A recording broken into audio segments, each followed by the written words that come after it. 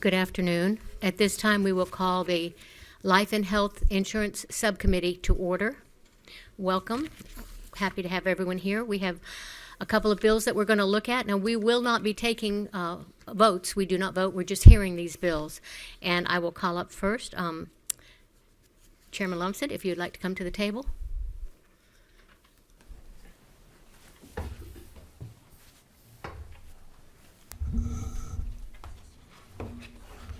Thank you, Madam Chair, members of the subcommittee. I bring to you House Bill 182. This is a life insurance bill, deals with an issue that came to light from the insurance Department of Insurance. The insurance commissioner came to me with this. By way of explanation, you have different forms of life insurance, different types of life insurance, one form being a individual policy, which may take several different forms, and you also have what's known as group life insurance, which applies to a group of people. One of the things that came to light as a result of a situation that occurred is that when you have a life insurance policy, there are always some exceptions. There are some things that may not be covered because of the type or the nature of it. In this case, we're probably most familiar with our military personnel, particularly when they serve in a combat zone, when they're in war. That's the reason why we often have, or why we have the military life insurance, because it's different. But in a group life policy, the area that's not covered uses a different term, which is a lot broader, and I don't really think it was what was intended, but nonetheless it is very broad. And they use the term active duty. Well, as many of you may be aware, probably 95% of our military that is on active duty live a life day to day like most everybody else does. They get up, they go to work, they come home, they have family, they do all of these things. Just because they're on active duty does not necessarily place them in any greater risk than the rest of us. So we think we need to correct this particular situation in the exception in the code. So that's what the bill does. If you'll look at the bill, House Bill 182, LC 520667, the language that you have here before you accomplishes that purpose. It is a bit confusing, but that's the language that legal counsel tells me is what we need in order to accomplish the purpose that we're trying to accomplish. So that's what the bill does. I'll be glad to answer any questions, but before that, Madam, would it be permissible for Commissioner King to make some comments? Yes, please, if you would, sir. Thank you very much, Madam Chair, and I really appreciate the opportunity. You know, I want to disclose, you know, obviously I have some biases. One of them being military service and those who serve our nation. After 42 years of service for our nation, I'm pretty passionate about making sure that we take care of our service members. This was a situation that Senator Ed Harbison brought to my attention. And this is an opportunity. You see so many of the naysayers are saying that the two parties can't get things done. I would offer respectfully an opportunity for this body and for the legislature to speak a very loud voice about what it means to make sure that we take care of our service members. The policy was taken out by a Department of Corrections gentleman that works for the Department of Corrections, whose son happens to be a U.S. Army soldier on active duty. The young man was involved in a very tragic accident, going home on leave, just like every one of us would travel from point A to point B, was involved in a tragic accident. The company says, "Ooh, we can't cover that because there's a service component, limitation." And folks, I know that the legislature did not mean that. They did not mean it. when we're talking about a military exclusion, to me, it means on active duty, serving in a war, overseas, engage in military high-risk activity. Why is that important? Because there's coverage for our service members. It's called Servicemen's Group Life Insurance. It's a $400,000 policy that covers all members. It includes National Guard. And what I'm respectfully asking, and thank you so much, Mr. Chairman, for sponsoring this legislation, I want to make it very clear to the industry that in Georgia, we're going to make it very clear who should be covered. This Georgia citizen took out a policy to cover his son. In no way did he meet it meant for him not to be covered. Had he been overseas, absolutely. But being a regular Georgian, driving home, going to a supermarket because his job, imagine that we need to make it absolutely clear. And with that, I'll pause and as the chairman said, take any of your questions. But I want to make it very clear that the language, clarifying language matters. Why? Because there's obviously consequences to our service members. Thank you. You do have a question? I'm sorry. Number 8. Oh, Representative Scott? Good afternoon. Representative Sandra G. Scott, Staff Sergeant, United States Army. Hoo-ah. I would just like to say thank you for this bill, because we know that insurance dealing with the military is very tricky. Yes, it is. And that father did deserve to get what was due to him from his son having that accident. But I would just like to say thank you as a proud military veteran. Thank you for your service, and thank you for what I hope is your support for this bill, because it needs. I really would encourage you all. This needs to be a really bipartisan approach, because I think the industry needs to hear with clarity what you all mean. There needs to be no fog or confusion, and so I appreciate your comments, and thank you for your service, by the way. Representative Reeves, I believe you have a question. Thank you, Chairman. Thanks for bringing this bill. Commissioner King, thank you for spending time with people from Gwinnett County last week, and was crunching some numbers on another Gwinnett County issue and found there are 8,000 active duty service members in Gwinnett County, which is a county that doesn't have a military base, but that just shows how many active duty military we have around the state. And also we have 10,000 veterans with a disability rating of one kind or another. So rule of thumb, multiply it times 10, and that shows you the statewide numbers. That is a lot of people this would affect and benefit, and I appreciate you bringing this bill. Just imagine every one of those service members and their families, because this young soldier is never going to take the benefit. He died as a result of a tragic accident. This is about his family, and that's what really matters in this. And so, thank you. Are there any other questions? I don't. Oh, wait, is there? Representative I'm not on the committee. May I ask the question? Yes, go ahead. Subcommittee.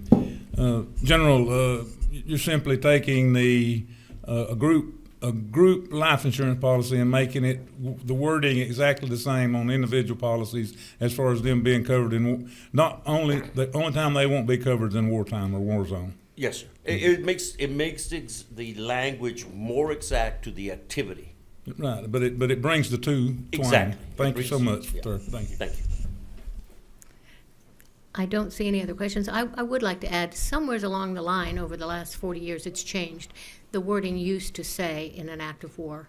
So I'm very glad this is being corrected. The nature of our service in National Guardsmen, reservists, our dependence on all these service members has made it a lot more complex. Deployments overseas might not be combat, but it's still, a deployment has made it a lot more, and so that's why we have to, we have to be very clear on the language. It is, and this clears it up. I don't see any more. Thank you very much. I appreciate this information. Appreciate it, sir. Thank you. You'll be Thank hearing you from all. the insurance Thank you so chairman. much. Appreciate your question, man. Next up, Now you just got the word to them. we have Representative Scoggins. I believe you're up next.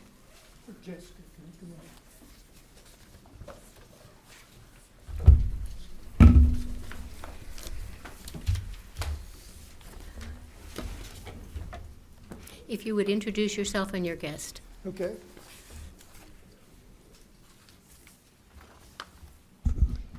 Thank you, Madam Chair. Representative Mitchell Scoggins from District 14. I have a bill today, it's House Bill 124, dealing with LC number 520700S. And this is a bill that really would, I'm sorry, let me introduce my guest. I have Jessica McGowan with me. Did I get that last name right? She's going to speak shortly, and after I present the bill. I have a short news clip. I think Patrick's going to begin, if we don't care, start off with this clip.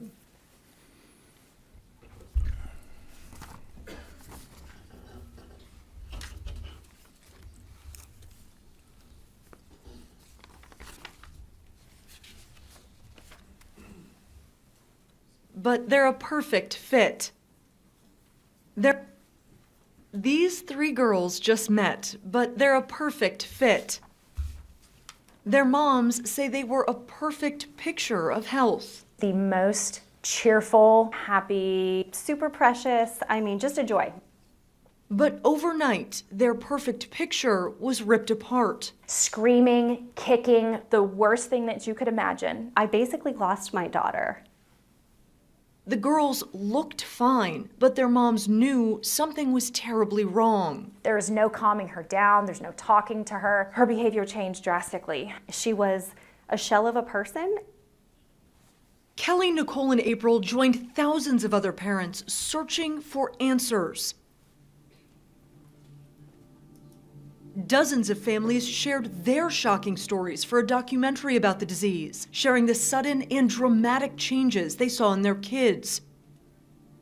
OCD, tics, crushing anxiety when they read about PANS and PANDAS. A mama heart, you're like, this is it, I knew it. Pediatric acute onset neuropsychiatric syndrome, PANS, can affect 1 out of every 200 kids in the US, according to the PANDAS network.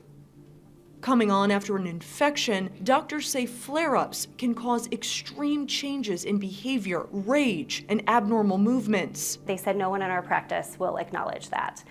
And I was shocked because I thought, I know 100% this is what my daughter has.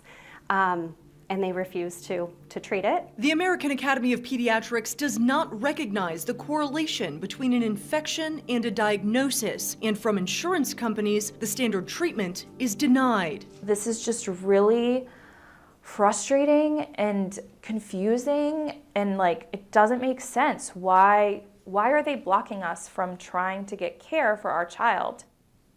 Families say their own pediatricians will not see their children.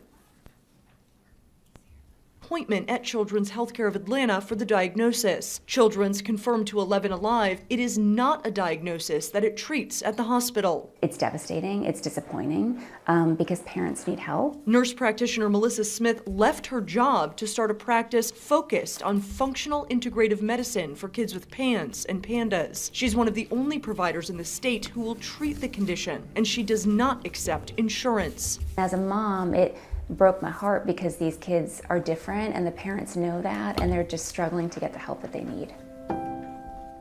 But answers for the kids who are suffering could be years in the making. These families want to picture a different future for their kids. They want their kids to fit. It feels like roadblock after roadblock when you're just trying to help your child who is suffering.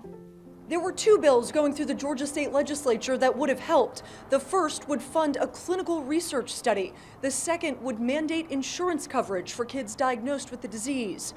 Both failed. Reporting at the Georgia State Capitol, Caitlin Ross, 11 Alive News. Okay,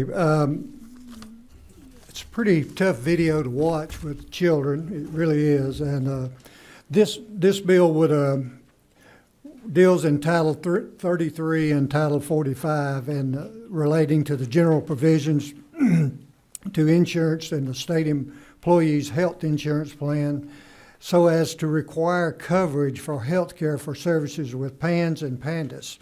To to give you a little background on it, as she mentioned, PANDAS is pediatric autoimmune neuropsychiatric disorder. PANS is pediatric acute neuropsychiatric syndrome. And PANS is really, and this was the hard thing for me to get a hold of, is PANDAS really comes from strep throat. And, you know, we've all had children, or if you had children and probably had strep throat yourself, this all comes from strep throat. And lots of children, according to studies, children have two or three good strep throat cases every year during school. You know, when school starts, everybody starts passing things around to each other, and it can happen 2 or 3 times to kids, and it doesn't affect every child like that. But as the video shows, is 1 out of 200 can get this, you know, and I just hope and pray that nobody gets it, because it's pretty tough. I have with me today my wife, Donna Scoggins, and my daughter-in-law, Lindsay Scoggins, and Selah. Selah is my granddaughter. And back 2 years ago, we couldn't figure out why Selah was getting sick. She was getting sick every 2 weeks. She was bringing home something different. She either had a stomach bug, she had COVID, she had strep throat, just running a fever for no reason. She also would be throwing up for no reason and couldn't stop. So we could not figure out what the problem was. And after research that Lindsay did and I did, that we kind of figured out that she might have PANS or PANDAS. And we went to see Dr. Jill Dickerson, and I put a letter on your desk from Dr. Dickerson. She is down in Noonan, and she is one of the experts in the field of PANS and PANDAS for pediatrics. And the thing is this really doesn't affect kids till they get about 3 years old to the early teens. Adults don't get PANS and PANDAS. This is just children, and it's just that pretty much that gap from 2 or 3 years old to 13 or 14-year-old. It's pretty much all the cases that we see. Finish telling Selah's story, but about 2 years ago, we noticed on Christmas she had a tick, and I don't know if y'all know what ticks are, but she would jerk her head to the side. That was one of her ticks.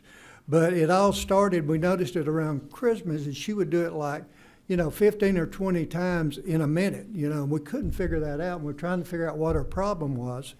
And so, as I mentioned, we got her diagnosed with PANS, and she was losing weight. She was always having black circles around her eyes, like you could tell she didn't feel good.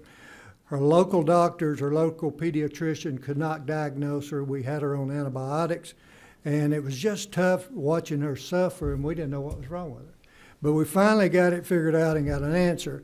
And after a lot of research, I met Jessica and some other people, Heather with people who have children that have PANS and PANDAS, and they're going to speak here shortly. But we were able to get Selah in ozone therapy, which is a therapy that's done through IV, and they treat your antibodies to try to get them activated and working better, and that will fight off these sicknesses. The other thing that treatment that is used in PANDAS more so is IVIG, and what that is that puts new antibodies in your bloodstream to help fight off these bacterial diseases like strep throat or whatever it may be. But they're expensive to do, and there's one test that can diagnose PANDAS, and it's called the Cunningham.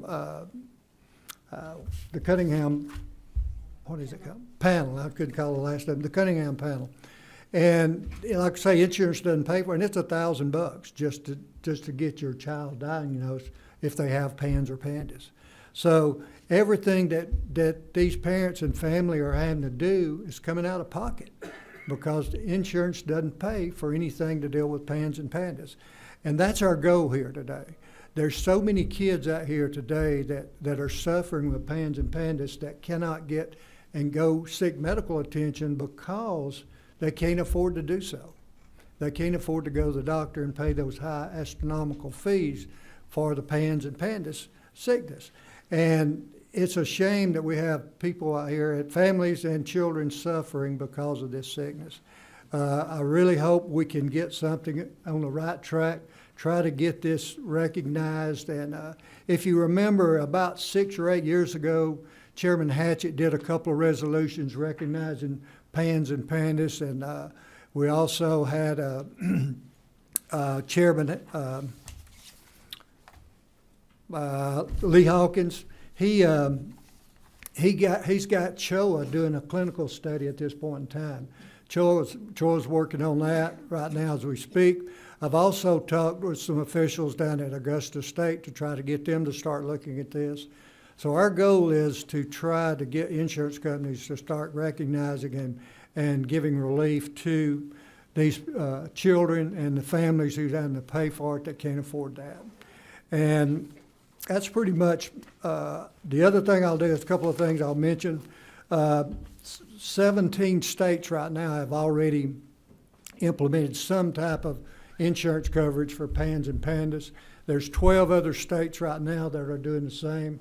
So it's a growing issue that are going across the United States of people passing legislation in their states to get PANS and PANDAS recognized and get that, get insurance coverage on that. The other thing is I've got a copy of a physical note that I've asked for a physical note here, but it's not completed yet, but I've got a copy of a physical note from Maine they did a couple of years ago. And the resolution from that physical note is that the cost would be slight. The highest would be 46 cents per premium.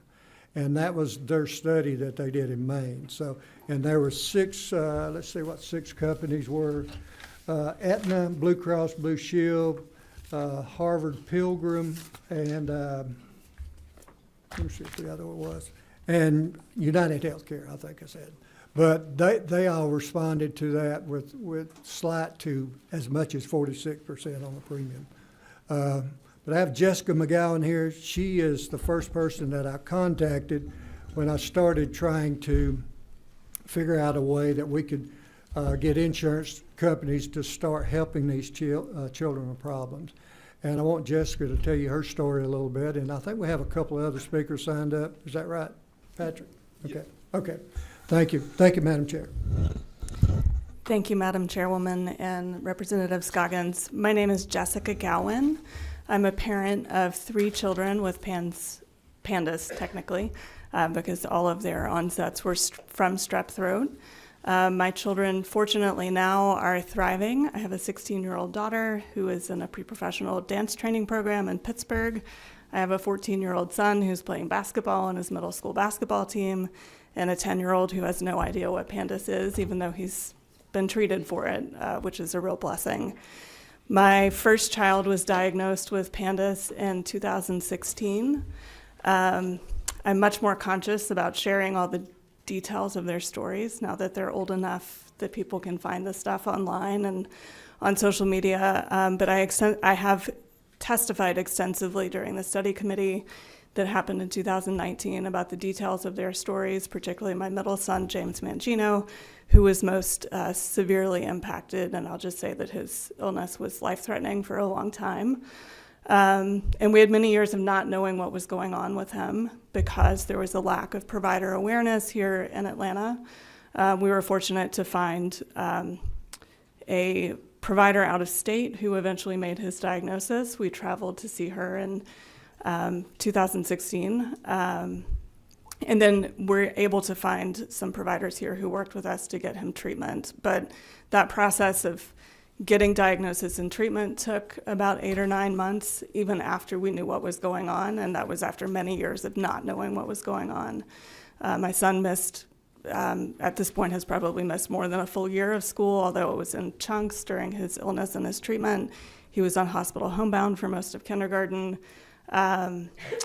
I was unable to work full-time, marital impacts. I drained my retirement savings to pay for his medical care.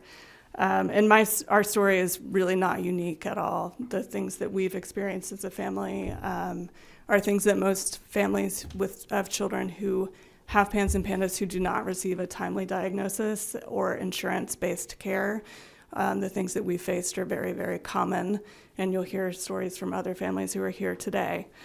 To share with you a little bit about what the Southeastern Pandas Association has done here in Georgia over the last 8 years. I met my colleague Heather Ward in 2017 here at the Capitol. We met with a representative at that point and started just trying to figure out who do we talk to try to work on this issue, knowing that insurance coverage specifically for intravenous immune globulin treatment, which is excluded from most insurance plans, or all, as far as I know, in the state of Georgia for PANDAS.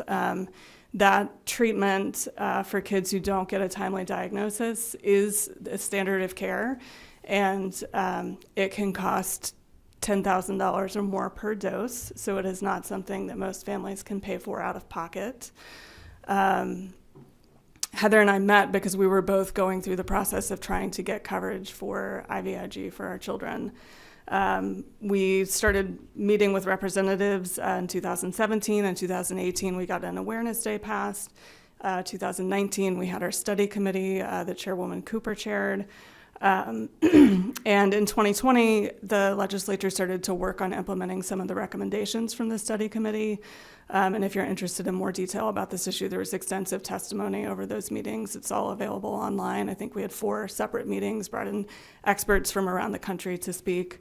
So in 2020, that discussion around how to implement some of the study committee's recommendations started, and then COVID hit. So we, as I'm sure you all understand even better than I do, things kind of stopped at that point. On the legislative front, in 2022, Chairman Hawkins carried a demonstration project bill that would have created essentially a small study inside the state employee health benefit plan that made it all the way through the House and the Senate and died on the table the last day of that session. And then for the next 2 years, Chairman Hawkins and Children's Healthcare of Atlanta have been collaborating on getting a clinic opened that opened in December of last year to start to see some of these kids, which is a huge win for children in Georgia. But the fact of the matter remains, there's still a lot of pediatricians who have no idea what this is when a child presents with it. And if they don't know what it is, they can't effectively treat it. And if the child goes untreated, they get sicker, as you would with most illnesses. And what very sick looks like in PANS Pandas can have life-altering effects on a child and a family. So the reason we're here is we have been advised that the demonstration project that went through a couple years ago was actually quite complicated for DCH to be able to implement. So we had sort of begun a process of regrouping and then connected with Representative Scoggins last year. He called me and said, I've been Googling online about who's doing work in this, and I'm also involved with a national organization on the same topic, and connected. So it's been a long road to get here, and I know that insurance mandates are not something that are politically palatable in Georgia and a lot of places because of the impacts on health insurance premiums, concern about impacts on health insurance premiums. I am a small business owner, so I understand that concern very well. But I think that the data that we have from other states that have passed insurance bills show that if you have the infrastructure in place to provide speedy diagnosis and treatment, IVIG is often not needed. And the number of kids who do need IVIG is so small that the impact of the of coverage is actually quite small when you look at it on a per ratepayer per month basis. And that's where that data that Representative Scoggins cited from Maine is so helpful to see. And there are other states that have fiscal notes that have shown similar, have found similar numbers. I'm happy to answer any questions the committee might have or turn it over to the other families who are here. Thank you so much for your time. Thank you. At this time, does anyone on the committee have any questions? Okay. Representative Gamble? Thank you, Chair. Chairman Scoggins, I know I co-sponsored this bill with you. This is a sub on 124. What did it change any from the original version, or? The only thing that we changed is we wanted to make sure that the IVIG and the ozone therapy was included, and it was in plain language so that we knew, the insurance companies knew that that was part of the coverage we wanted included. Okay, and this is just for the state health benefit plan. Yep. Okay. Thank you. Thank you. Representative Mathiak? Madam Chair Lady, I am not on this committee. Can I still ask a question? Do you Tell me mind? what your question is. Okay. I just wanted to know, I understand that this shows up with strep. Right. Is there a marker at birth? There is no marker No. at birth. No. Okay. It only shows up, from what I understand, with strep. And it's not every time, it's just, but once you've been diagnosed with PANS or PANDAS, or I should say PANDAS, that once you get strep throat, you can have a reset. You can go backwards. And then you have to start treating it like it was a new case again, because what it is that what happens in these PANDAS cases is that when you get a virus like strep throat, and your body automatically starts sending antibodies out to try to Right. head that off. And what happens is a lot of times the antibodies start fighting each other, and they start fighting especially antibodies from the brain. And that's why you Right. start seeing the behavioral problems, the tics, the other things that come along with PANDAS. And so that's the reason the IVIG is such a great treatment for PANDAS, is because it can put purified antibodies back into your system to help fight off Right. the symptoms from PANDAS. I got a lot of emails, so that was one of the reasons I wanted to stay today. Okay. So Thank thank you. you so much for the information, and I hope we can push this forward. Thank you, Chair Thank Lady. you. I appreciate it. Representative Scott, you have a question? Do this bill have measures in place to prevent insurance companies from increasing their premiums, limiting coverage as a result of this mandate? Not that I know of. Able to increase their premiums? There's language in the bill to make insurance companies to treat it the same as every other health problem, but nothing that would stop them from increasing premiums.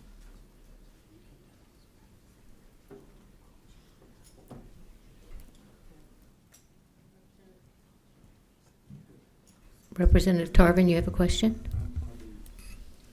Must not, yeah, I'll be as brief as I can. The question was about the marker, but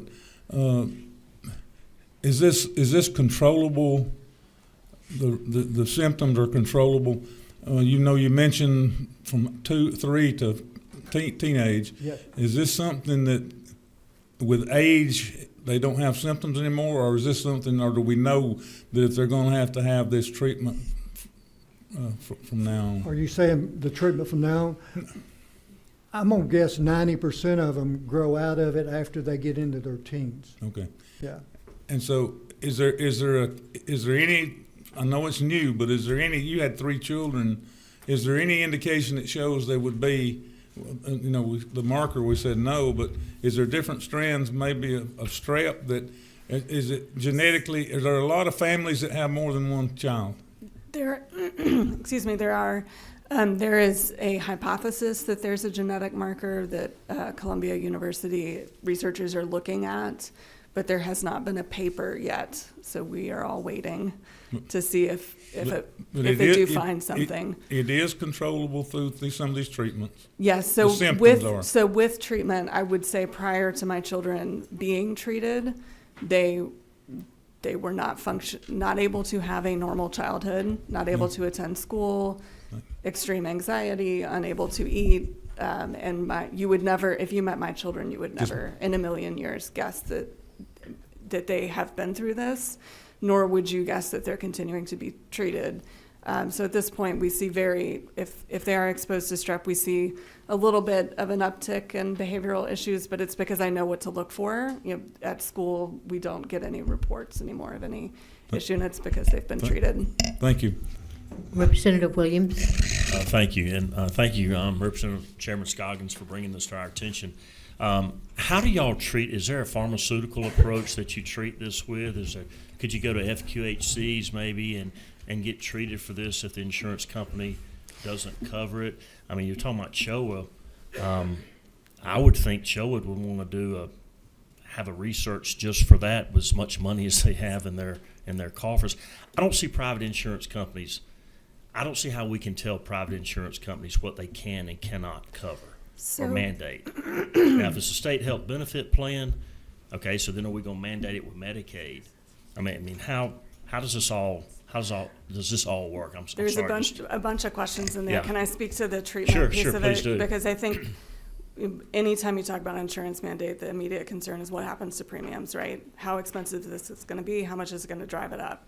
And I think one of the key issues in this with this disease is that early diagnosis and treatment means that it is not expensive to treat. So the treatment process, you start with a 30-day course of antibiotics. I have not heard of a single family ever having a problem with getting the antibiotics paid for, perhaps with getting a doctor to write a 30-day prescription for antibiotics, but that's a very inexpensive treatment, right? The next step of treatment is NSAIDs, so like Advil, very inexpensive. The next step is steroids, very inexpensive. So when you catch this early, which is a question of general pediatrician awareness of what they're looking at, if you catch it early, it's very inexpensive to treat. And my pediatrician testified in the study committee. She has not had to prescribe IVIG for any kids in the years since we've been treated, with one exception that was right after my son, because they have been catching it immediately and aggressively treating as soon as they catch it with these very inexpensive treatments that insurance companies have no issue with paying for. The issue is when it doesn't get caught early, or the very rare you have an extremely severe onset, which happens, but it's a tiny percentage of kids that have an extremely severe onset. When it goes untreated is when it gets expensive. And I can't speak to the how can you tell insurance companies what to do? That was rhetorical. I'm sorry. Yes, but that is what the treatment process looks like, the diagnostic and But treatment what process y'all looks are like. requesting is that the state health benefit cover this. Yes. Now, y'all aren't requesting the Uniteds, the Aetnas, the Blue Crosses, Cignas. That is not what's in this bill. Okay. Correct. Just want to be clear on that. Are there any other I questions? think we should. I think every insurance company should be required to pay for treatment on this. I really do. There's so many kids out there that cannot get help, and this is just an issue that goes. If these kids go untreated, long-term studies on this have shown that they have permanent brain damage. They can have permanent tics. They can have lots of different issues that arise from PANS and PANDAS that never go away. They're going to carry it with them the rest of their life. But had we treated it early, got it early diagnosis, and that we can get it treated no matter what the treatment is, we've got to treat these kids so they don't carry this with them the rest of their life. And that's our goal here in this. And it's not the child's fault because they're sick, and it's not the parents' fault because they don't have jobs making $200,000 a year that they can pay for these illnesses. So I definitely think that the biggest thing that we need to do is try to get these children some help, and so that they can live a normal life. And we all want to be normal, but we want our kids to be normal too. I think we got some more speakers, Patrick. Yeah, to have I some stories. have some folks that would like to testify. If you would come forward, the first one is, Do you want them at the table, Madam Chair, or? you can go to the podium. Okay. We have quite a few that want to speak. If you could try to limit it to about 5 minutes each. Ada Owens.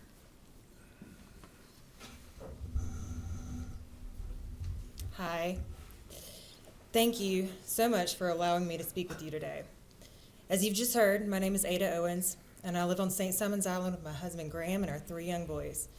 I'm the Director of Communications at St. Simon's Presbyterian, and we own a small Italian restaurant where my husband makes pizzas from scratch each day.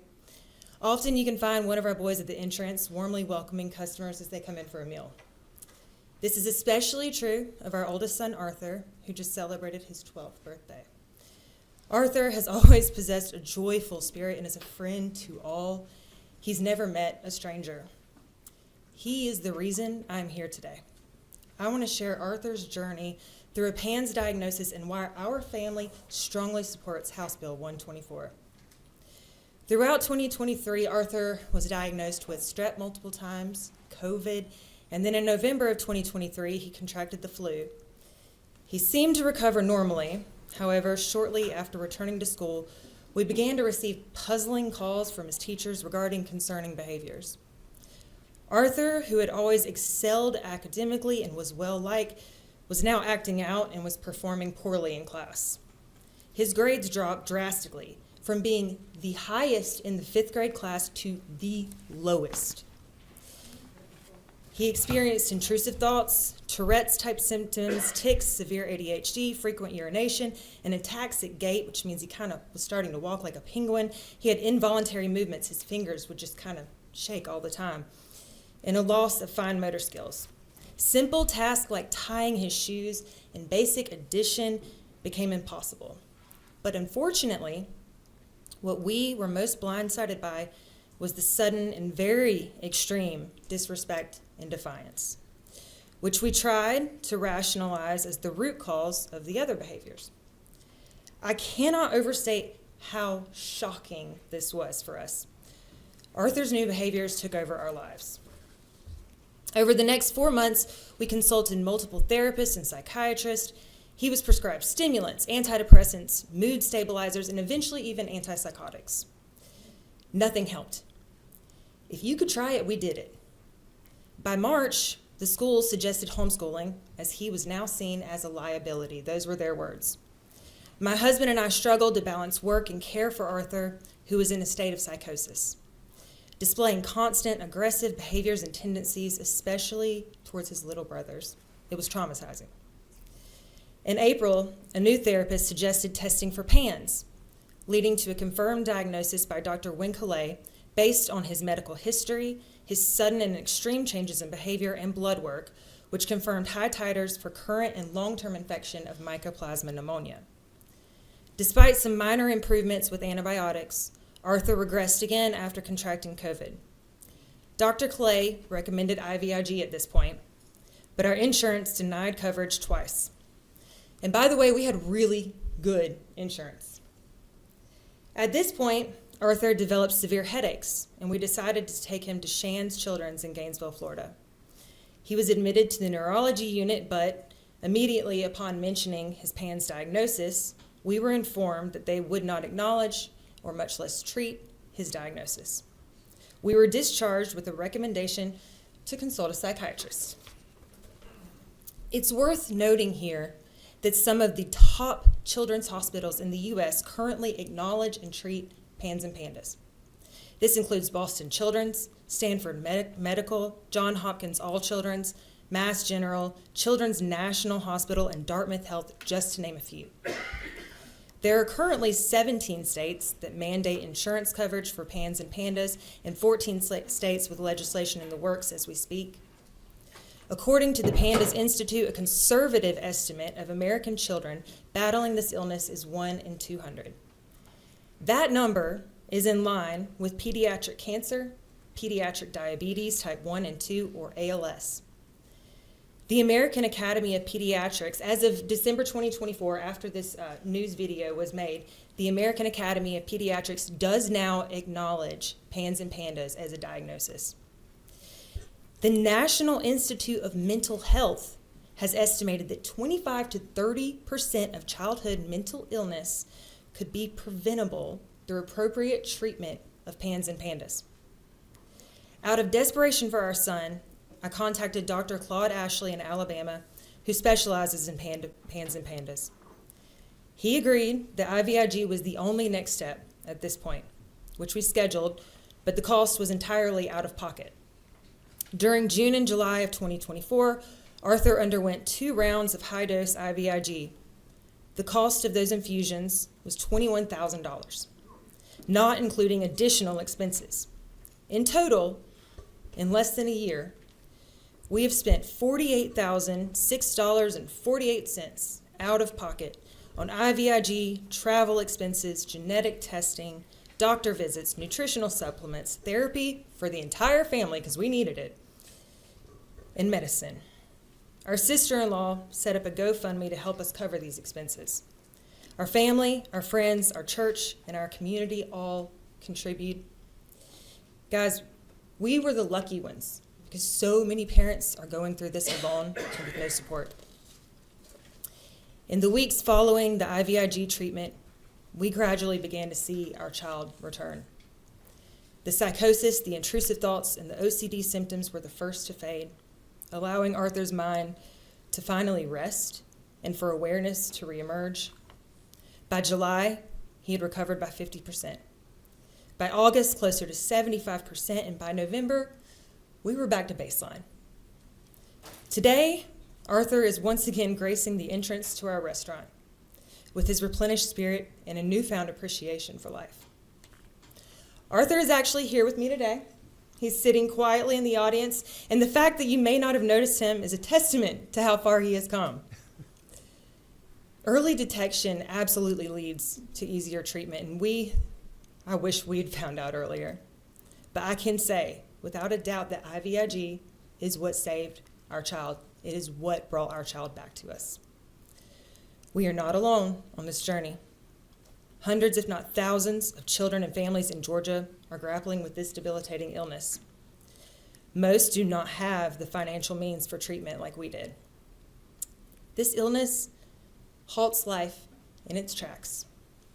It is traumatizing, it is agonizing, and above all, it is treatable.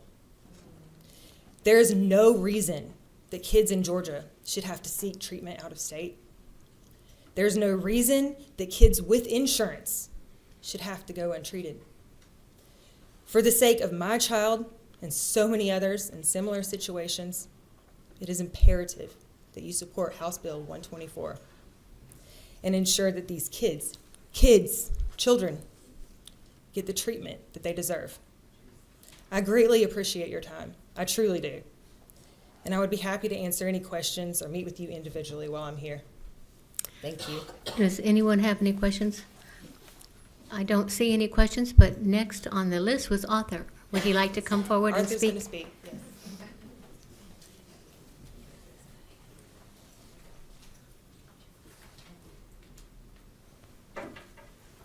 Madam Chair, can Arthur's grandmother video him speaking? Is that okay? Okay. Thank you. Where's she at? You got him? Okay. Hi, my name is Arthur Owens, and you have probably already heard some of my story from my mom. I am 12 years old and live on St. Simon's Island, Georgia. I have always been into sports, soccer when I was younger, and travel/all-star baseball now. I just wanted to share a little bit about my journey through PANS/PANDAS. Before it all started, I was a great kid. I was very social and made friends left and right. I always tested well, was a gifted student, and was very athletic. I got all that taken away from me for a long time. In late 2023, I got strep throat a few times, plus COVID and then the flu. This causes inflammation to build up in my body. Every time I got one of those sicknesses, my behavior just got worse and worse. I got strep in late 2022 and my mood went up. When I got flu in the fall of 2023, I started being oppositional. From there, I started getting in more and more trouble progressively. Late December 2023, I hit some kids with the gel blaster out of nowhere and got in trouble for a while. After that, it just went downhill from there. First of all, I started to lose hand-eye coordination and even lost school skills.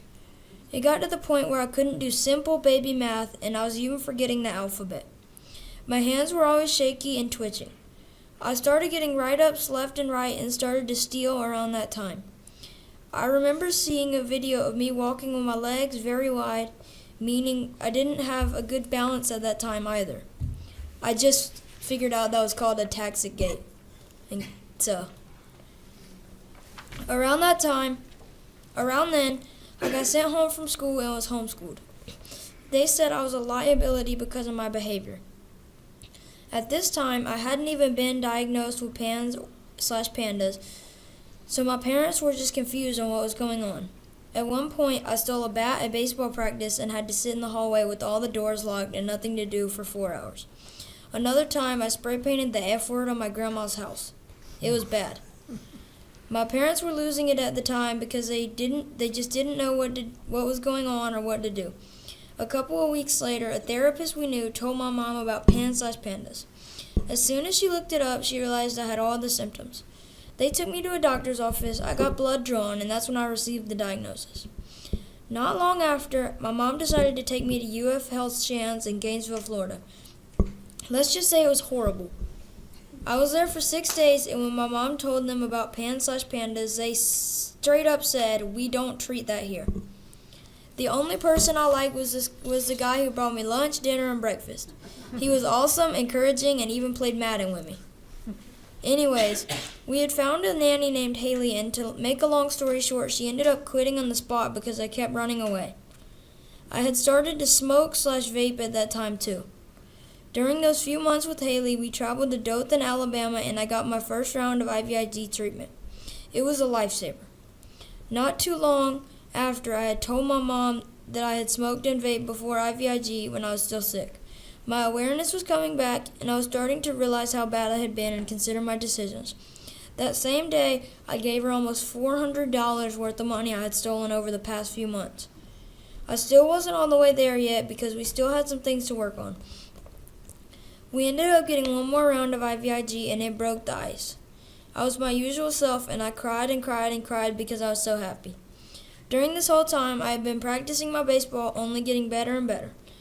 We ended up going to a place called Rogers Behavioral Center in Sandy Springs, Georgia, for an 8-week program to recover from any trauma from that entire experience. While I was there, I learned how to hit a baseball at 80 miles an hour and even made an all-star team. I was fully recovered. I feel the need to be here today because we can't have more kids going through what I've gone through. If it wasn't for my community, we could have never afforded IVIG. This is why my whole family, community, and I support House Bill 124. Thank you. By the way, I'm playing with another all-star travel baseball team right now, and I'm doing great. All right, good.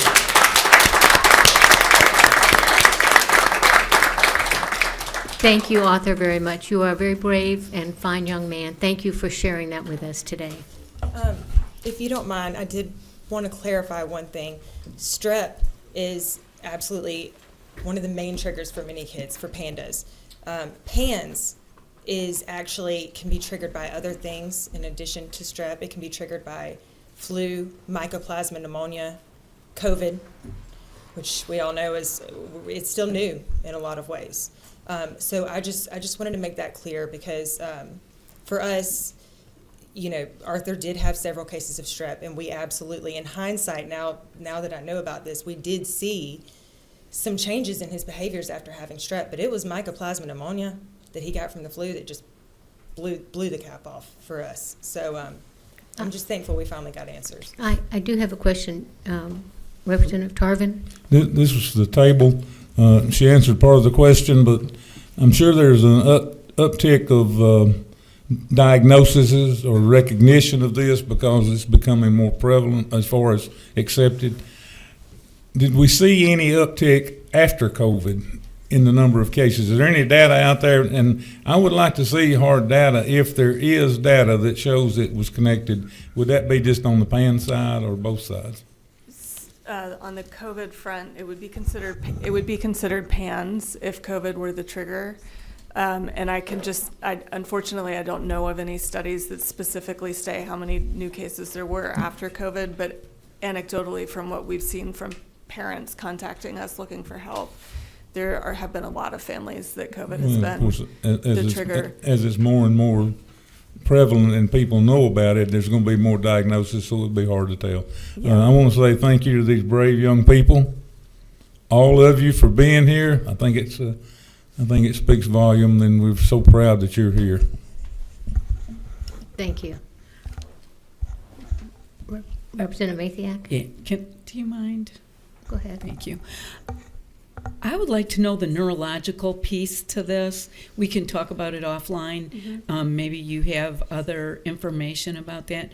Just personally, I would like to hear that offline. What's happening Yes. neurologically? Yeah, Yes. I'm happy Thank to you. provide you some of that information. All right, next on our list to speak is Lucy Ward.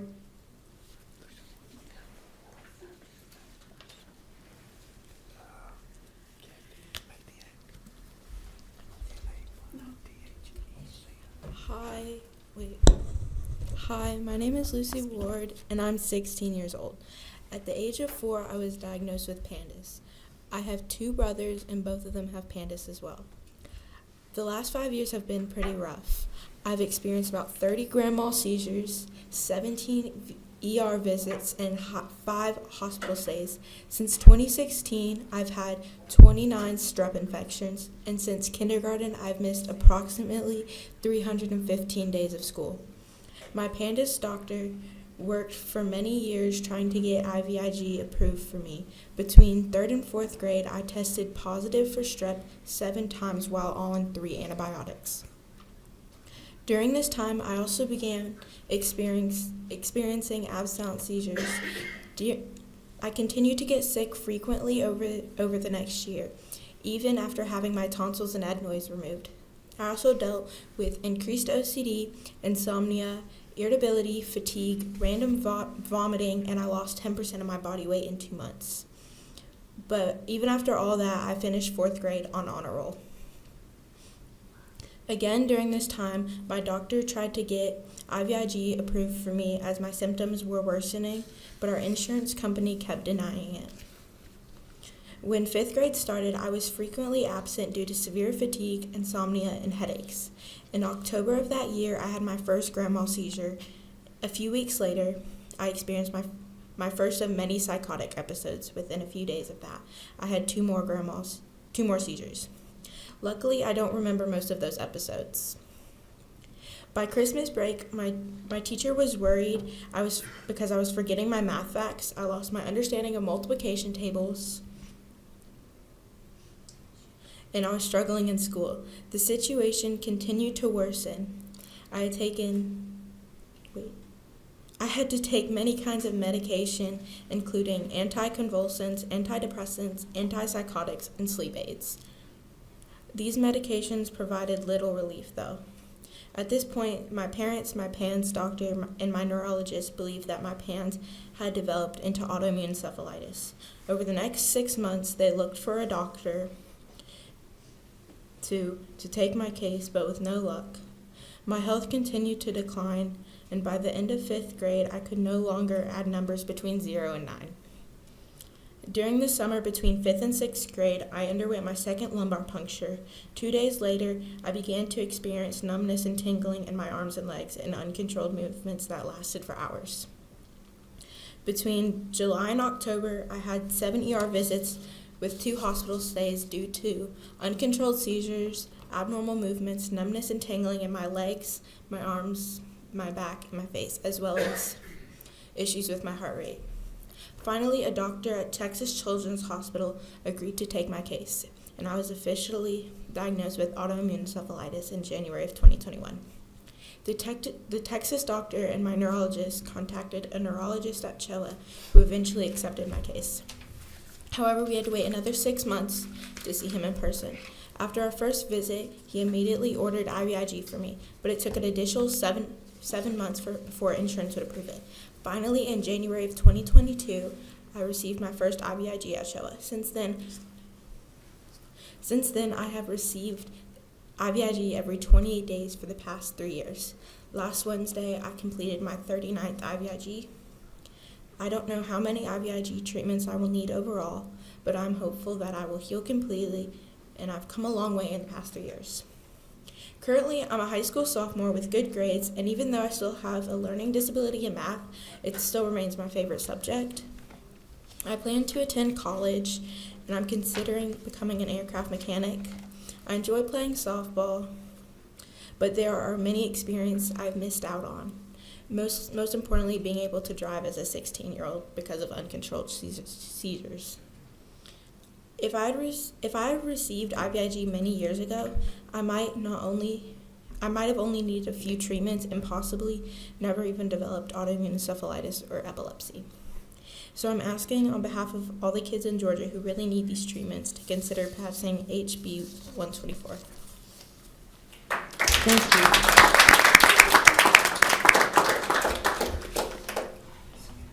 Thank you very much. We appreciate your sharing your story with us. Sharon Zinn. Good afternoon, everyone. I wasn't sure testimony would be allowed today, so I don't have anything specifically prepared. I will do my best to speak from my heart and be as concise as I can. I'm a single mom by choice. I had my daughter after I got my career started, and she's an amazing 7-year-old named Max. And seeing children who have made their way successfully through PANS is a blessing to be here today because we are right in the thick of it. My daughter Max was diagnosed with PANS when she was 4.5 years old. She had her first major psychotic episode at the beginning of first grade last year, and we already knew she had PANS. And when she was hospitalized at CHOA, we were treated like absolute pariah. You may know that when children have PANS, you may not know, they get a very serious fight or flight reaction from their anxiety. As kids with PANS do, she eloped from her room, and we were then under security guard for the rest of our stay at CHOA. And again, told PANS doesn't exist, and if you mentioned it, we would never get coverage for anything they were trying to do for her. And we were not allowed to talk about PANS. So she did not get really appropriate treatment beyond antibiotics at that point. Eventually, she was accepted as a patient at the Dartmouth Hitchcock Medical Center PANS clinic up in New Hampshire, where she got a treatment plan and where she's being followed. We're actually going back there next week for a 2-day visit so they can follow up with her. Yesterday, she finished her 13th monthly IVIG treatment. We have had no insurance coverage whatsoever for her treatments. Before her treatment started, she had infection after infection after infection that caused her to become psychotic. Thank God my little girl doesn't remember any of this. But at 6 years old, my sweet little girl was knocking over furniture, throwing water bottles at her teacher, leaving the building and running into the parking lot. She was experiencing hallucinations. She felt people were trying to kill her. She thought she was being poisoned. The first round of IVIG turned all that around. Unfortunately, because it took so long to get it, she has remaining deficits, very severe anxiety, severe ADHD-like behaviors, and she still continues to get flares when she has an infection. Thankfully, the IVIG has helped so much that it can be treated in a relatively short period of time with antibiotics. But she is on a rotating antibiotic schedule every day of her life, which impacts her health in other ways. In 2024 alone, I spent $113,000 out of pocket to take care of my little girl. Between IVIG, doctors that don't take insurance, therapists that don't take insurance, supplements to help improve her immune system, medications, genetic testing. I'm a single mom, and I spent $113,000 out of pocket. I'm also a small business owner here in Georgia. My insurance plan is through the Chamber of Commerce. I support 3 other families in this state through the revenue that my business brings in. In first grade, my daughter missed 60 school days. So far this year in second grade, we're up to about 20. Just since winter break, we're at February 3rd. Just since winter break, she's had norovirus and the flu and missed school because of her IVIG treatment. She was not there today because she needs time to recover from her treatment. Despite all of that, she is in the gifted program at Austin Elementary School. She's a straight A student. She is just the love of my life, and I would do anything for her. But it's not just about me, right? I am lucky enough that I can just barely afford this. I can't do it again this year. I don't know how I'm going to, but I made it through the first year of treatment paying for this. But there are so many other children in Georgia who can't do that, who get worse and worse and worse, whose lives are threatened because they cannot get the treatment that they need. I am taking another 4 days off of work to fly her to Boston and then drive 3 hours to New Hampshire to see a doctor who understands and who can help us with further treatment options. But every day that I'm not at work, what do the people who work for me do? Where does their paycheck come from? Every day I'm not there making sure my business is moving forward. So it's really unfathomable to people who have never dealt with this illness, what our families go through. When you see, I just met some of these moms in the room today, and they're like kindred spirits because people don't understand. People don't understand what our babies go through. And I'm so proud of the kids who got up to speak today who are still getting treatment or who are on the other side of this. And it gives me hope for my beautiful daughter that she will get to the other side of it too. But if we don't have coverage for her continued treatments, I don't know how we're ever going to do that. So I would really ask you all to seriously consider this bill. Think about the children here in Georgia. I know mandating insurance things is not popular, but our kids don't know who any of us voted for. Our kids don't know what side of the aisle y'all sit on. They don't understand any of this. They just know that they're sick and they need help. So thank you very much. Thank you. I do see a question. Representative Campbell? Thank you. My question is actually for Ms. Gowan. Is the IVIG treatment an American drug? As in, is it produced in America? Mm-hmm.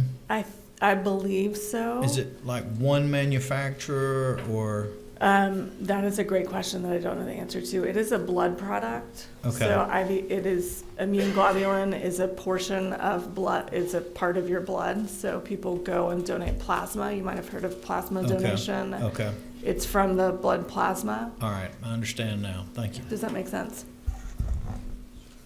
All right. The next is Jessica. Oh, that was me. Yes. Yeah. Okay. Do you have something to add? Yes, I want to thank everybody for coming up and testifying today, and this has been I hope a great eye-opening experience for everybody about what PANS and PANDAS is. Seela, my granddaughter there, she has PANS, and she was treated with ozone therapy, which is a therapy that you go in and you get the IV in your arm, and she was going like every 2 weeks to get that done. And through that and antibiotics and vitamins and, just we had to take her out of school. She was homebound, did school at home for 6 months or so. And now we've got her in a small private school with about 6 or 7 kids. So we had to basically take her away from her friends and stuff in public school because she was so susceptible to catching sicknesses. And so that has been a great thing, and thank God she's on the other side, and it's been great. Okay. Is there anyone else that would like to speak? I don't see any. We appreciate your bringing this bill to us and the information, and all of you for sharing. Since there are no other issues, and I will say we're adjourned. Appreciate your time. Thank you very much.